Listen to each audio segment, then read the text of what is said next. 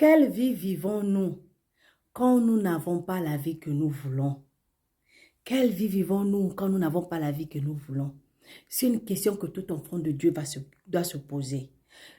Jean chapitre 1 verset 12 nous dit, « Mais à tous ceux qui l'ont reçu, à ceux qui croient en son nom, elle a donné le pouvoir de devenir enfant de Dieu. » Ça, c'est la parole de Dieu qui te donne le pouvoir de devenir enfant de Dieu. Alors, lorsque tu es un enfant de Dieu et que tu mènes une vie qui ne cadre pas avec la vie que Dieu a prévue pour toi, ça n'a pas de sens. Ça n'a vraiment pas de sens. Alors, je vais te donner la clé. C'est pourquoi Jérémie dit dans Jérémie chapitre 3, verset 19, « Je disais, comment te mettrai-je parmi mes enfants et te donnerai-je un pays de délices, un héritage, le plus bel ornement des nations. Je disais, tu m'appelleras mon père et tu ne te détourneras pas de moi. » Le plus souvent, lorsque tu mènes une vie que tu ne comprends pas, qui n'a pas de sens pour toi, qui n'avance pas, qui ne fait rien pendant que tu es un enfant de Dieu, c'est que tu t'es détourné de Dieu, c'est que tu as laissé tomber Dieu, c'est que tu as abandonné la parole de Dieu, c'est que tu as le doute, tu n'as pas entièrement confiance en Dieu. Tu es en train de te battre pour mettre la parole de Dieu en pratique, pour suivre la parole de Dieu et suivre le monde. En un mot, tu as un pied dedans, un pied dehors. Tu ne sais pas où tu es, tu ne sais pas comment tu dois faire. Maintenant, je vais te donner la clé. La clé se trouve simplement dans 2 Pierre chapitre 1,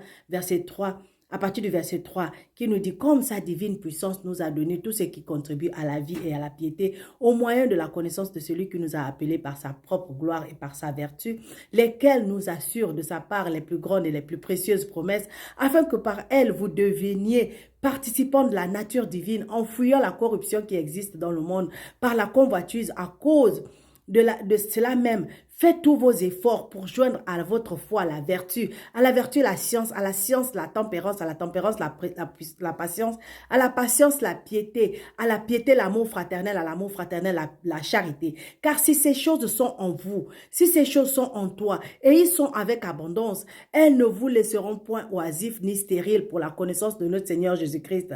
Mais celui en qui ces choses ne sont point, ça c'est le verset 9 qui nous dit, mais celui en qui ces choses ne sont point est aveugle, il ne voit pas de loin et il a mis en oubli la purification de ses anciens péchés. Donc, si tu es en train de mener une vie qui ne correspond pas au plan de Dieu pour toi, sache que tu t'es éloigné de Dieu.